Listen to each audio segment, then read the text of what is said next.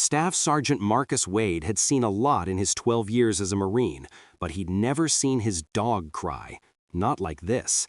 Not with the kind of desperate, heart-wrenching whimpers that seemed to come from somewhere deep in the animal's soul. Ghost, his white German shepherd, stood beside the rusted hulk of what had once been a Ford pickup truck, his body trembling, actual tears streaming from his dark eyes as he pawed frantically at the driver's side door. The sight was so unexpected and so completely unprecedented that Marcus initially froze in place, unable to process what he was witnessing. Dogs didn't cry, not real tears, not like humans did. He'd read that somewhere, heard veterinarians explain it. Yet here was Ghost, his faithful companion and battle buddy, with moisture literally streaming from his eyes, running down the white fur of his face in tracks that caught the dappled sunlight filtering through the mountain canopy.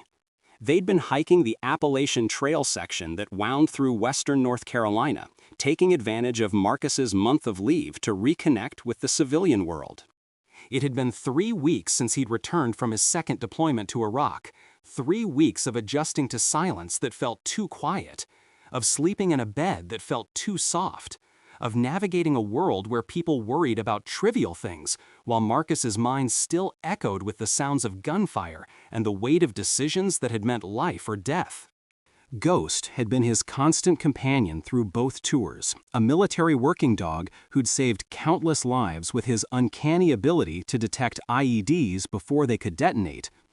The dog had an almost supernatural sense for danger, an instinct that had kept Marcus's entire unit alive through some of the worst combat situations imaginable. But an IED blast during their final month in country had damaged Ghost's hearing enough to end his service career. The blast hadn't been close enough to kill, but close enough to leave Ghost partially deaf in his left ear, enough to disqualify him from continued military service, where a dog's hearing could mean the difference between life and death. Marcus had adopted him immediately, fighting through the bureaucratic red tape with a determination that bordered on obsession. He couldn't imagine life without the dog, who'd become more brother than pet, more partner than animal. Ghost had saved his life 7 times that Marcus could count, probably more that he didn't know about. The idea of Ghost being reassigned to another handler, or worse, euthanized because his service career was over, had been unthinkable. The abandoned truck sat just off the trail, hidden by overgrown brush and thick stands of mountain laurel that created a natural screen from casual observation. Most hikers probably walked right past without noticing it, their attention focused on the trail ahead, on conquering the next mile, the next mountain. But Ghost had bolted off the path the moment they'd drawn near, moving with a speed and urgency that Marcus hadn't seen since their combat days. The dog had ignored Marcus's commands completely, something that had never happened before. Ghost was impeccably trained, responsive to the slightest gesture or whispered command. Even with his hearing damage, he'd learned to compensate, to watch Marcus constantly for visual cues. But now, on this quiet mountain trail miles from anywhere, Ghost had abandoned all that training, all that discipline, driven by something Marcus couldn't see or understand. Now the dog was in genuine distress, his whines growing more urgent with each passing second, his entire body language screaming emergency in a way that made Marcus's combat instincts flare to life. His heart rate increased, his breathing sharpened, his hands instinctively moved toward weapons he no longer carried. The response was automatic, trained into him through years of service, where Ghost's alerts had meant incoming danger. Marcus approached cautiously, his training making him wary of abandoned vehicles in isolated locations. In Iraq, abandoned vehicles had meant IEDs, ambushes, death traps waiting for the unwary. His rational mind knew he was in North Carolina, not Fallujah, but his body didn't always remember the difference. The truck was ancient, probably from the early 80s based on the body style. Its red paint faded to a dusty pink where it hadn't been completely consumed by rust. Rust ate through the wheel wells and door panels like mechanical cancer, leaving ragged holes that revealed the hollow interior. The windows were intact, but covered in years of accumulated grime and pollen, creating an opaque barrier that prevented any view of the interior. Spider webs stretched across the side mirrors and door handles, suggesting the vehicle hadn't been touched by human hands in years, perhaps decades. Leaves and pine needles had piled up around the tires, which had long since rotted away, leaving the chassis sitting directly on the forest floor. As Marcus got closer, Ghost's distress intensified exponentially. The dog was now throwing his full body weight against the door, his claws scrabbling against the rusted metal, leaving fresh scratches in the oxidized paint. The tears continued streaming from his eyes, and Ghost's whines had escalated to almost barking, a desperate communication that Marcus felt in his chest rather than just heard with his ears. "Easy, boy," Marcus said, placing a hand on Ghost's back, trying to calm him. The dog was hot beneath his palm, his muscles trembling with tension, his breathing rapid and shallow. Ghost was radiating an anxiety Marcus had only seen in combat situations, when the dog had detected explosives or sensed an ambush before it happened. Whatever was in or around this truck, it mattered to Ghost in a way Marcus couldn't begin to understand. Marcus ran his hands over Ghost's body, checking for injuries, wondering if perhaps the dog had been bitten by a snake or stung by something, if his distress was physical rather than emotional. But there were no marks, no swelling, no signs of trauma. Ghost wasn't injured. He was desperately trying to communicate something, trying to tell Marcus that something in this truck was critically important. "What is it?" Marcus asked softly, knowing Ghost couldn't answer, but unable to stop himself from asking anyway. "What's in there, buddy? What do you need me to see?"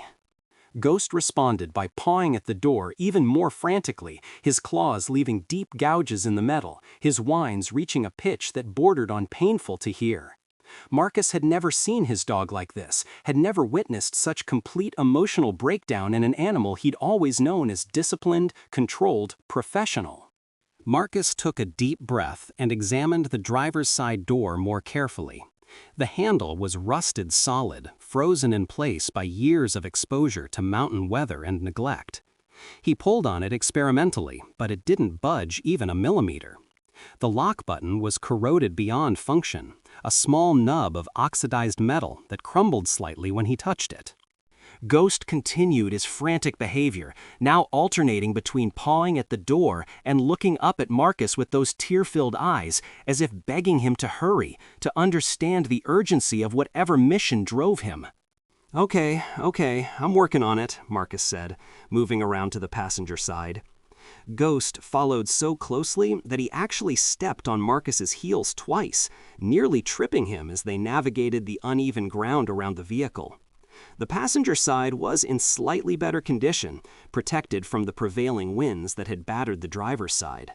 That door was also locked, but the window had a small crack in one corner, a stress fracture that had spiderwebbed but not completely shattered the glass. Marcus pulled out his multi-tool, a Leatherman he'd carried through both deployments and countless training exercises. The tool had saved his life more than once, had served as everything from a weapon to a medical instrument to a repair device. Now he used the pliers to carefully work at the cracked window, widening the opening bit by bit, conscious of not shattering the entire pane and potentially injuring himself or Ghost with falling glass. The work was slow, methodical, requiring the kind of patience that combat had taught him. In firefights, you learn to stay calm under pressure, to work through problems systematically, even when adrenaline screamed at you to move faster. After several minutes, he'd created an opening large enough to reach through. He carefully inserted his arm, feeling blindly for the lock mechanism, his fingers encountering decades of dust, cobwebs that clung to his skin like silk threads, and finally the hard plastic of the door's interior lock button. He pressed it, heard the mechanism click, and pulled his arm back out. The passenger door resisted at first when he pulled the exterior handle, the hinges screaming in metallic protest after years of disuse. Marcus had to brace his foot against the truck's frame and pull with both hands, his muscles straining against rust and time. Finally, with a groan that echoed through the quiet forest, the door gave way, swinging open in jerky, reluctant movements. The smell that rushed out was musty, but not unpleasant, a mixture of old fabric, pine needles that had somehow found their way inside, motor oil, and gun oil. The scent triggered memories Marcus couldn't quite place, something familiar yet distant, like a dream half remembered upon waking. The interior was a time capsule, frozen in whatever decade the truck had been abandoned. The dashboard was cracked and faded, the steering wheel wrapped in deteriorating vinyl that had split to reveal the metal underneath. An old air freshener in the shape of a pine tree still hung from the rearview mirror, though whatever scent it once held had long since evaporated. Ghost didn't wait for permission or further investigation. The moment the door opened wide enough, he launched himself into the truck's cab with the kind of explosive energy Marcus had seen him use when pursuing enemy combatants in Iraq. The dog landed on the bench seat, which was covered in cracked vinyl upholstery, the foam padding beneath visible through numerous splits and tears. Without hesitation, Ghost began digging at the seat covering, his claws tearing at the material with frantic determination that sent pieces of old vinyl and foam flying through the cab. "Ghost, stop!" Marcus commanded, his voice sharp with authority, the tone that had always brought immediate obedience from his dog. But Ghost ignored him completely, something that had never happened in all their years together. Not during training, not during combat, not during the chaos of firefights where obedience meant survival. Ghost had always been the perfect military working dog, responsive to every command, reliable in every situation. This complete abandonment of training and discipline was so unprecedented that Marcus felt genuine alarm coursing through him. In all their years together, Ghost had never disobeyed a direct command. Never. Not when facing down armed insurgents, not when explosions rocked the ground beneath their feet, not when wounded and in pain. The dog's training was absolute, his bond with Marcus built on mutual trust and perfect communication. For Ghost to ignore him now meant something was catastrophically wrong, or catastrophically right. Marcus couldn't tell which, but the stakes had to be enormous for Ghost to behave this way. Marcus climbed into the truck himself, moving carefully to avoid the rusted springs poking through the seat cushions like metal claws. The cab was cramped, the ceiling low, and he had to hunch over to avoid hitting his head on the metal roof. Ghost's digging had intensified, his claws now working at something beneath the visible upholstery, tearing through layers of fabric and foam that had been compressed by time and weight into a dense, resistant mass. The dog's claws finally found purchase on something more substantial beneath the seat covering, something that wasn't foam or fabric. Ghost gripped it with his teeth and pulled back hard, using his considerable strength and weight. The old vinyl tore away completely with a sound like ripping cloth, revealing the seat's interior structure, metal springs, rotted foam padding, and the wooden board that formed the seat's base. But there was something else, too. Something that didn't belong in a truck seat's normal construction. Ghost dug through the foam with renewed vigor, and then Marcus saw it clearly, a glint of metal, something deliberately placed and hidden beneath the seat's frame, wedged between the springs and the floorboard. It was rectangular, dark in color, distinct from the truck's original components. Someone had intentionally concealed this object, had gone to considerable effort to ensure it wouldn't be found by casual observation. Marcus gently but firmly pushed Ghost aside, needing space to work, needing to see what had driven his dog to such desperate measures. "Easy boy, let me get it," he said, his voice calmer now, understanding that whatever this was, it was important enough to override years of military training and discipline. Ghost reluctantly moved back, though he remained in the cab, his intense gaze fixed on the hidden object, his body still trembling with barely contained energy. Marcus reached down carefully, mindful of the sharp metal springs and the possibility of other hazards hidden in the confined space. His fingers closed around cold metal, and he pulled slowly, working the object free from where it had been wedged. It took some effort. Whoever had hidden this had done so thoroughly, compressing it down into a space barely large enough to contain it. Finally, after several minutes of careful maneuvering, Marcus pulled it free and lifted it into the light streaming through the open passenger door. It was a military ammunition can, the kind used to store supplies in the field, designed to be waterproof and durable. This one was painted olive drab, the standard military color, though the paint had faded and chipped with age. Stenciled numbers on the side had worn away to near illegibility, just ghosts of white paint against the darker background. The can was perhaps 12 inches long, 8 inches wide, and 6 inches deep, substantial enough to hold significant contents. It was sealed with a heavy-duty padlock through the hasp, the kind of lock designed to withstand tampering and harsh conditions. The padlock had rusted over the years, orange oxidation coating the metal mechanism, but it still held firm. Marcus examined it closely, noting the military markings on the lock itself, the type issued to service members for securing personal effects and sensitive equipment. Someone in the military had hidden this ammunition can in this truck, had secured it carefully, and then the truck had been abandoned here in the mountains, leaving whatever secrets the can contained to wait in darkness for years, perhaps decades. Ghost sat back on his haunches, his crying finally stopping. The desperate urgency that had driven him seemed to ease now that the can had been found and brought into the light. But the dog continued staring at the ammunition can with an intensity that made Marcus's skin prickle, as if Ghost knew exactly what it contained, as if he'd been searching for this specific object for longer than seemed possible. The dog's tears were drying on his white fur, leaving dark tracks that marked where they'd flowed. His tail began to wag slowly, a sign of satisfaction or perhaps relief that his mission, whatever incomprehensible mission had driven him to this truck, was nearing completion. Marcus had seen Ghost work through complicated tasks before, had watched him methodically search buildings and vehicles for explosives, but this was different. This felt personal in a way Marcus couldn't articulate. Using his multi-tool again, Marcus worked at the rusted padlock, trying to pick it first, then finally resorting to using the tool's saw blade to cut through the weakened metal shackle. The work took nearly 10 minutes, his hands cramping from the effort, sweat beading on his forehead despite the cool mountain air. Finally, with a snap that seemed too loud in the quiet forest, the lock gave way.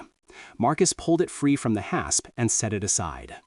His hands trembled slightly as he gripped the lid of the ammunition can.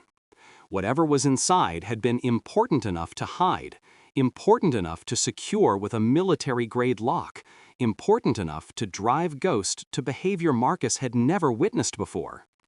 He took a deep breath, feeling Ghost press against his leg, and slowly opened the can. Inside the ammunition can, lying on top of other items like a cover page to a story Marcus couldn't yet comprehend, was a photograph. Marcus's world tilted on its axis as he lifted it into the light, his breath catching in his throat, his heart seeming to skip several beats in rapid succession. The photo showed a young Marine in desert camouflage, probably mid-20s, with dark hair and a wide, confident smile that spoke of youth and optimism and a future that stretched endlessly ahead. His arm was draped around a white German shepherd that could have been Ghost's identical twin. Same intelligent eyes, same proud stance, same muscular build that marked military working dogs. But it was the face of the Marine that made Marcus's hands begin to shake. He knew that face. He'd seen it in family photo albums, in framed pictures his mother kept on the mantle, in his own memories from childhood. That face had taught him to throw a baseball, had helped him with homework, had inspired him to join the Marines. That face belonged to someone who'd been gone for nearly 2 decades. Marcus flipped the photograph over with trembling fingers. Written on the back in faded blue ink, in handwriting he recognized from birthday cards and letters saved in a box in his mother's closet, were words that seemed to stop time itself. Corporal David Wade and Ghost, Fallujah, Iraq, 2004. Best team in the Corps, Semper Fi. David Wade. His older brother David, who'd been killed in Iraq in October 2004 when Marcus was just 15 years old, a high school sophomore who'd worshipped his big brother and dreamed of following in his footsteps. David, who'd been his hero, his role model, his protector when bullies had picked on the younger Wade boy. David, who'd written letters home about his military working dog partner, a white German shepherd named Ghost who'd saved his unit multiple times. David, who died in an ambush 3 weeks before he was supposed to rotate home, leaving a family shattered and a younger brother determined to honor his memory by becoming a Marine himself. Marcus's hands began shaking so violently he nearly dropped the photograph. His vision blurred with tears he didn't try to stop. The implications of what he was seeing, what this photograph meant, crashed over him like a physical wave. David had served with a military working dog named Ghost. Marcus now had a military working dog named Ghost. But that was impossible, wasn't it? Dogs didn't live for 19 years, especially not military working dogs who face the stresses of combat, the harsh conditions of war zones, the physical demands of their work. Marcus's Ghost was supposed to be 7 years old according to his military records. He'd been assigned to Marcus in 2015, already trained and experienced, ready for deployment. The adoption paperwork had listed his age as 5 when Marcus took custody of him 2 years ago. The timeline made sense for a normal military working dog, but now, holding this photograph from 2004, Marcus's mind struggled to reconcile the impossible mathematics of what he was seeing. But that was impossible. Marcus's Ghost was 7 years old, had served with him starting in 2015, 11 years after this photograph was taken. The dates didn't match. The timeline didn't work. Dogs didn't live that long, especially not working dogs who faced the rigors of military service. This had to be a different dog, a descendant maybe, or a coincidence of names and breeds. The military had bred lines of German Shepherds for working dog programs. Maybe Marcus's Ghost was the son or grandson of David's Ghost. That would make sense. That would be rational. Except Ghost was still staring at the ammunition can with those knowing, ancient eyes, tears drying on his face, his tail now wagging slowly with what looked like satisfaction.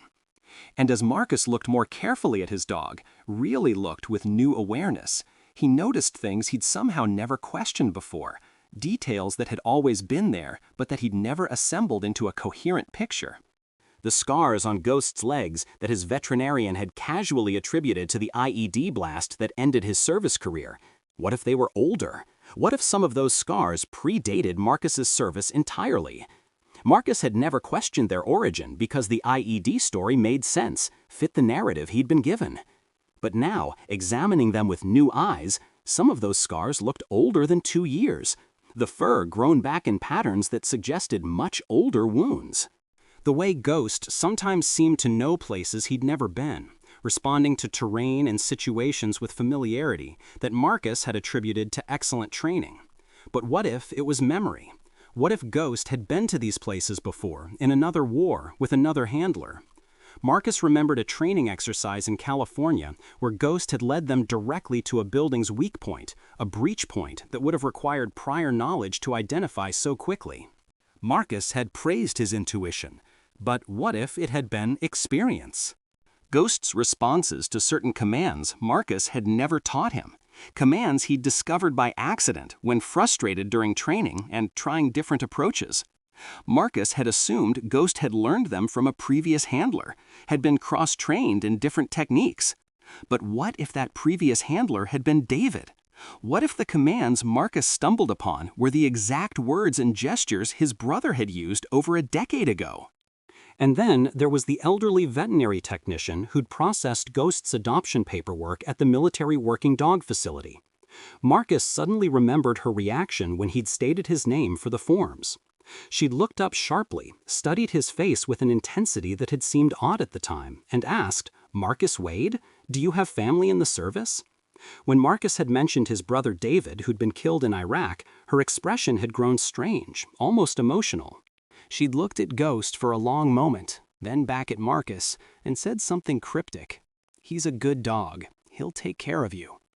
At the time, Marcus had thought she was just being kind. Now, he wondered if she'd known something more. Marcus pulled more items from the ammunition can with hands that wouldn't stop trembling. David's dog tags emerged next, the metal still shiny despite years in storage.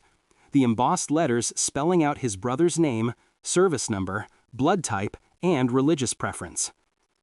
Marcus ran his thumb over the letters, feeling the indentations. connecting with something his brother had worn every day in a war zone, something that had been against David's skin, close to his heart.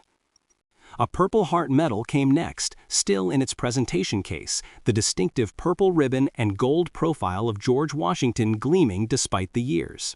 David had been wounded, Marcus knew. His family had been notified when David received the medal, but they'd never gotten the full story, never known the circumstances beyond injured by enemy action. The medal had never been sent home. Marcus's mother had assumed it was lost, another casualty of military bureaucracy. But here it was, carefully preserved, waiting. Then came a journal, a standard military notebook with a green canvas cover, the kind soldiers bought at PX stores around the world. It was filled with David's handwriting, that distinctive script Marcus had seen on birthday cards and letters home. The entries dated from early 2003, when David had first deployed, through late 2004. Marcus's throat tightened looking at the dates, knowing how this story ended, knowing his brother had only days left when the final entries were written. But it was the last item that made Marcus's breath stop completely. An envelope, standard military issue, addressed simply, "To whoever finds this," in David's careful handwriting. The paper was yellowed slightly with age, but otherwise pristine, sealed and waiting for nearly 2 decades to be opened and read.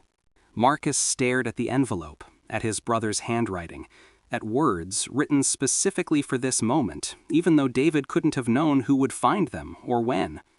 His fingers traced the letters, and he felt Ghost press harder against his leg, offering silent support and encouragement.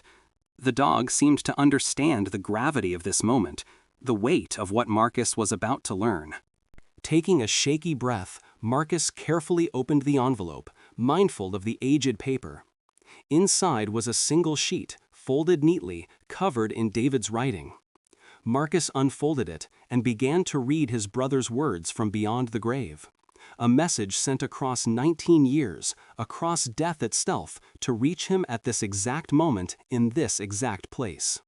Marcus's eyes moved across the page, taking in each word his brother had written nearly 2 decades ago. The letter was dated October 16, 2004, 3 days before David had been killed in that ambush outside Fallujah. 3 days before Marcus's world had shattered at age 15.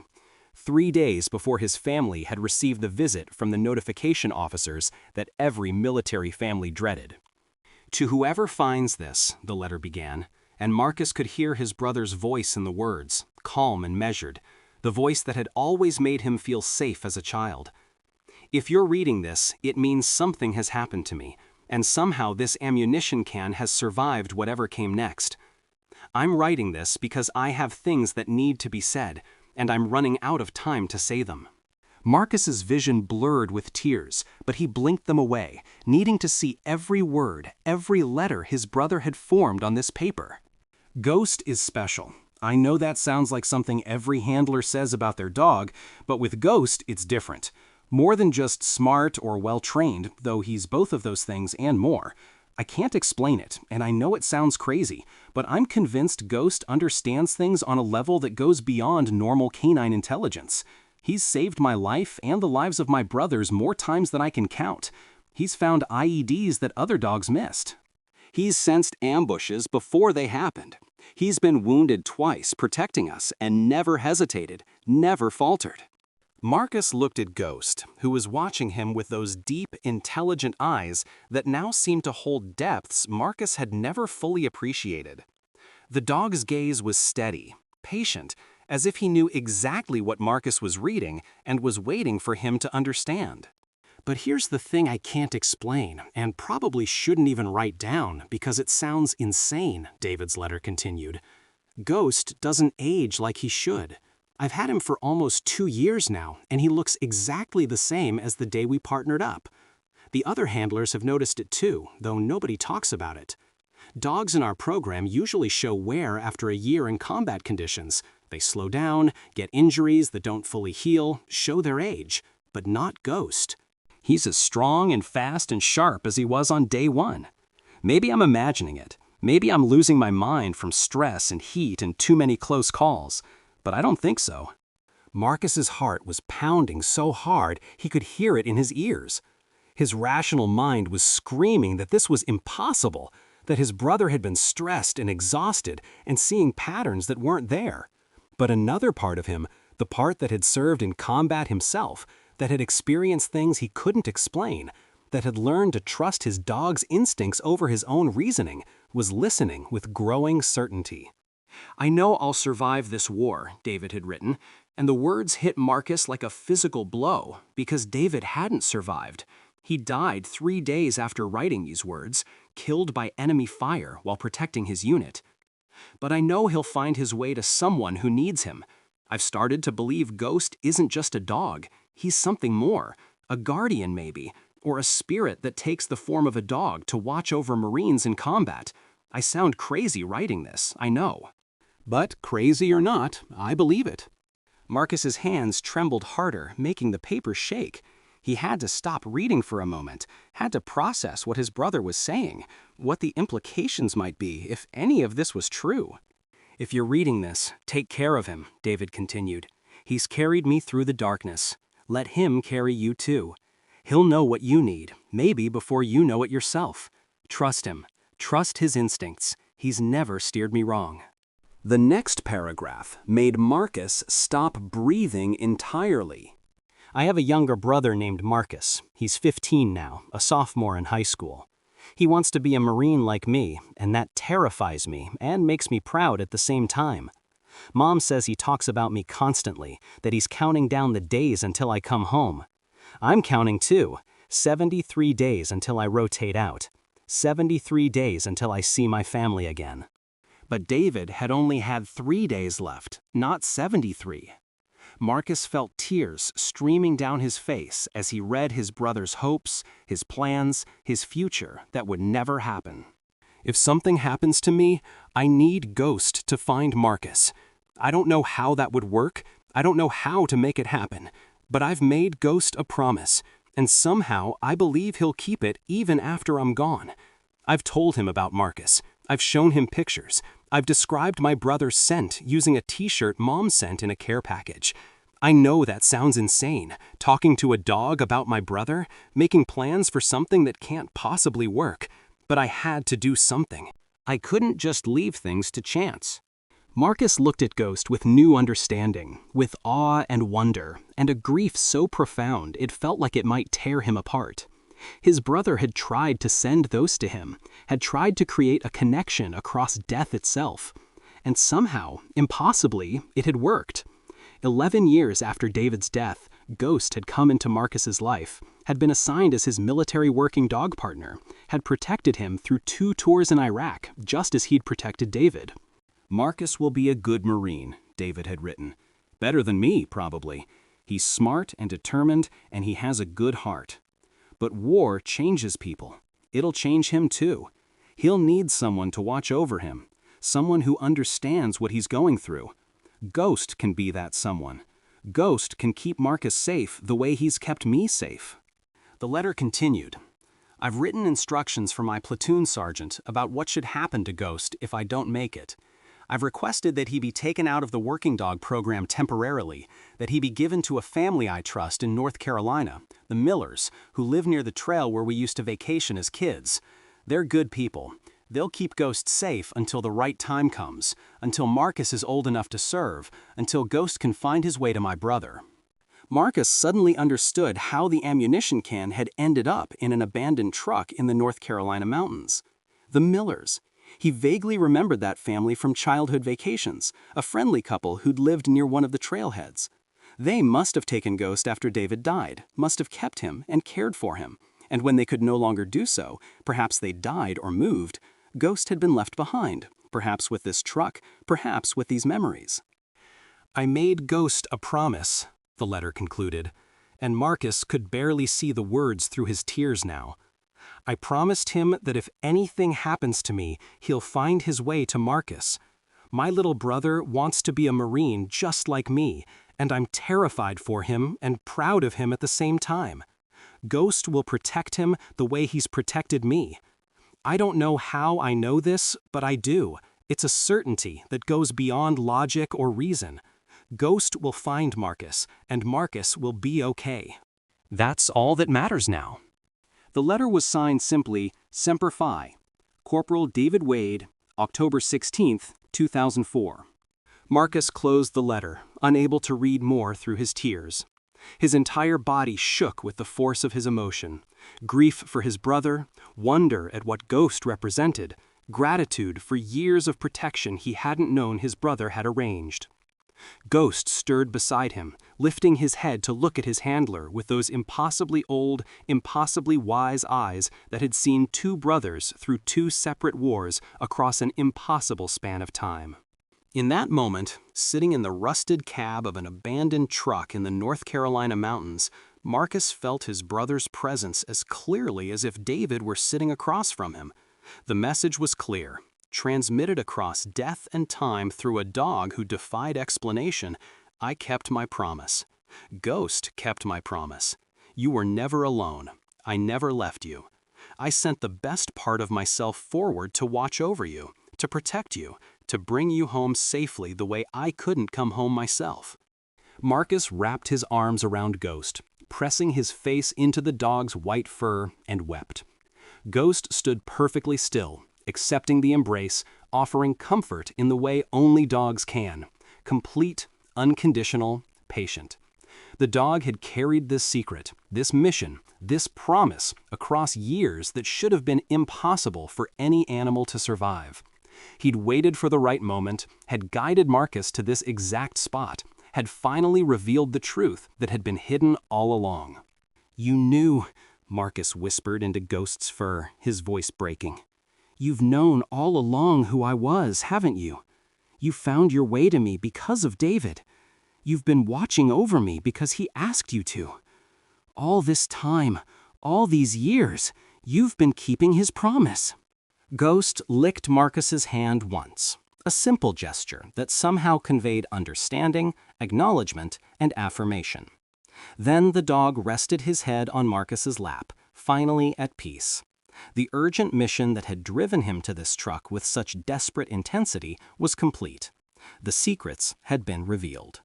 The connection between two brothers, separated by death but united by love, had been made visible and real through the impossible loyalty of a dog who transcended the normal boundaries of life and time. Marcus sat in that rusted truck for what felt like hours, but was probably only minutes, holding Ghost close, letting the tears flow freely until he had no more left to shed. The autumn sun had shifted position, casting longer shadows through the trees, and the mountain air was growing cooler as afternoon edged toward evening. But Marcus barely noticed the changing light or the dropping temperature. His entire world had narrowed to the dog in his arms and the impossible truth he now carried.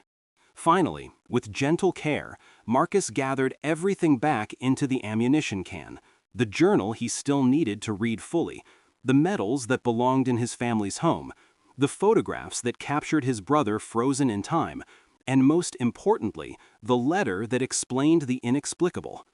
He sealed the can carefully, treating it like the sacred vessel it had become. This wasn't just a collection of objects anymore. It was a bridge between worlds, a message sent across the vast gulf of death, a promise kept against all odds. "Come on, Ghost," Marcus said softly, his voice hoarse from crying. "Let's go home. Let's bring David home." Marcus carried the ammunition can carefully in both hands, while Ghost walked calmly beside him now, all the frantic energy completely gone. The dog moved with his usual disciplined gait, alert to their surroundings, but peaceful in a way Marcus hadn't seen since they'd approached the truck. It was as if a burden Ghost had carried for years had finally been lifted, a mission completed after patient decades of waiting. They hiked back to the main trail in silence, Marcus's mind still reeling from everything he'd learned. The other hikers they passed gave friendly nods or brief greetings, completely unaware that the man and dog moving past them carried one of the most extraordinary stories Marcus could imagine. They saw just another veteran hiking with his service dog, enjoying the mountain air and the autumn colors. They couldn't see the miracle walking beside Marcus, couldn't comprehend the love that had transcended death itself. After another hour of steady hiking, they reached the clearing where Marcus had pitched his tent the night before. He'd planned to spend 3 more days on the trail, but that plan had evaporated the moment Ghost had found that truck. Marcus needed to go home. He needed to see his mother. He needed to share what he'd found, to give his family the closure they'd been denied for 19 years. He broke camp quickly and efficiently, his military training making the task automatic, even while his mind churned with thoughts and questions and wonder. Ghost supervised the process, sitting patiently and watching with those ancient eyes that Marcus now understood had seen so much more than he'd ever imagined. By the time they reached Marcus's pickup truck at the trailhead, twilight was painting the sky in shades of purple and orange. Marcus loaded their gear into the truck bed and secured the ammunition can in the front seat, placing it carefully on the center console where he could keep one hand on it while driving. Ghost jumped into the passenger seat and immediately rested his paw on the metal box, as if still protecting it, still ensuring its safe transport after all these years. As Marcus drove down the winding mountain roads toward home, toward the small town where his mother still lived in the same house where he and David had grown up, he finally opened David's journal. He'd placed it on top of the ammunition can, and at red lights and stop signs, he read entries by the illumination of the truck's interior light.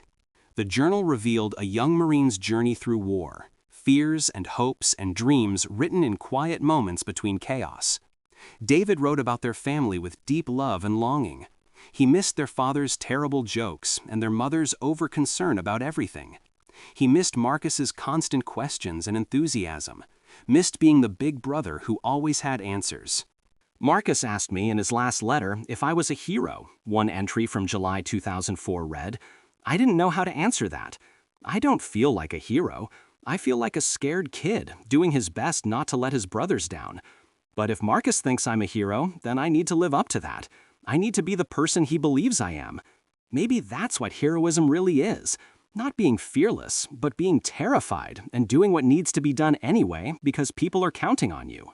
Marcus had to pull over to the side of the road as emotion overwhelmed him again. He remembered writing that letter, remembered being a starry-eyed 15-year-old who thought his big brother was invincible.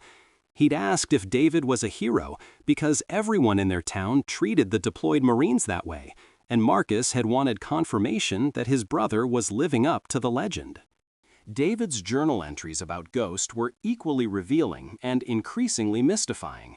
Early entries were standard handler observations, Ghost's work performance, his health, his training progress. But as months passed, the entries changed tone. Ghost did something today that I can't explain, David had written in March 2004. We were clearing a building, and he suddenly stopped the entire unit, refused to let anyone enter. We thought he'd detected explosives, but the EOD team found nothing. We were about to override him when the building collapsed from structural damage we couldn't see. Ghost knew. He saved 8 Marines today, and I have no idea how. Another entry from May talked to Ghost's previous handler today, asked him how old Ghost was when they partnered. He looked at me strangely and said Ghost looked exactly the same as when he'd first gotten him 2 years before that. So Ghost should be at least 4 years old now, but he acts and looks like he's 2. The vet says he's in perfect health, no signs of aging. I'm probably overthinking this. Combat stress makes you see patterns that aren't there. But still. The final entry was dated October 18, 2004, the night before the ambush that would kill David. Marcus pulled into a rest area to read it properly, unable to drive and read his brother's last written words simultaneously. Ghost saved my life again today, David had written. I don't know how many times that makes it. I've lost count. But I made him a promise. I promised him that if anything happens to me, he'll find his way to Marcus. My little brother wants to be a Marine just like me, and I'm terrified for him and proud of him at the same time. Ghost will protect him the way he's protected me. I don't know how I know this, but I do. It's a certainty that goes beyond logic or reason. David continued. Tomorrow's operation feels wrong. I can't explain why. just a feeling in my gut that something bad is coming. I've packed this ammunition can with everything that matters. My journal, my medals, proof that I was here and that I tried to do right by my brothers. And I've written instructions about Ghost. If I don't make it back, the Millers in North Carolina will take him. Good people. They'll keep him safe until the time is right, until Marcus is old enough, until Ghost can fulfill the promise I've made him make. The entry concluded, Ghost is sleeping next to me right now, his head on my boots like always. He's a good dog, the best partner I could ask for. If this is my last entry, I want it recorded that Ghost has been the finest military working dog in the Corps, and I've been honored to serve with him. Take care of him, whoever reads this. And, if somehow, impossibly, Ghost finds his way to my brother Marcus, take care of Marcus too. He's going to need it. War changes everyone, and I won't be there to help him through it. But Ghost will be. Ghost will know what to do. Semper Fidelis. Marcus closed the journal, his hands shaking, his heart so full of grief and love and gratitude that he felt it might burst. David had died the next day, killed while providing covering fire so his wounded brothers could evacuate. He'd received the Bronze Star posthumously for valor, had saved 4 lives before losing his own. The notification officers had told Marcus's family that David died a hero, that his sacrifice meant something. But they'd never known about the other sacrifice David had made, the promise he'd forged with his military working dog to protect a younger brother he'd never see again. Marcus sat with that knowledge as full darkness fell, as stars began appearing in the clear mountain sky. Ghost remained beside him, patient and calm, his paw still resting on the ammunition can, as if guarding not just the objects inside, but the story they represented. Finally, Marcus started the truck again and continued driving. He called his mother from the road, his voice still rough with emotion. "Mom, I need to come home. Tonight. I found something about David." The silence on the other end was profound. And then his mother's voice, smaller than he'd ever heard it. "What did you find, baby?" "I found David's journal, his medals, his dog tags, and Mom." Marcus's voice broke. "I found out about Ghost, about why he came to me. David sent him. David arranged everything. Ghost has been protecting me because David asked him to." His mother wept on the other end of the line, and Marcus heard his father's voice in the background asking what was wrong, what had happened. "Come home," his mother finally managed. "Come home right now. We need to see this. We need to know." 3 hours later, Marcus pulled into the driveway of his childhood home. Every light in the house was on, and both his parents were waiting on the front porch. His mother rushed down the steps before Marcus had fully stopped the truck, her arms outstretched, tears already streaming down her face. His father followed more slowly, his expression a mixture of hope and pain and desperate need. Marcus carried the ammunition can into the house like it was made of precious crystal while Ghost walked beside him. And for the next several hours, his family read David's words, held David's medals, studied David's photographs. They passed the journal between them, reading passages aloud, crying together, laughing at David's humor that still came through 19 years after his death, finding comfort in words they'd never hoped to see.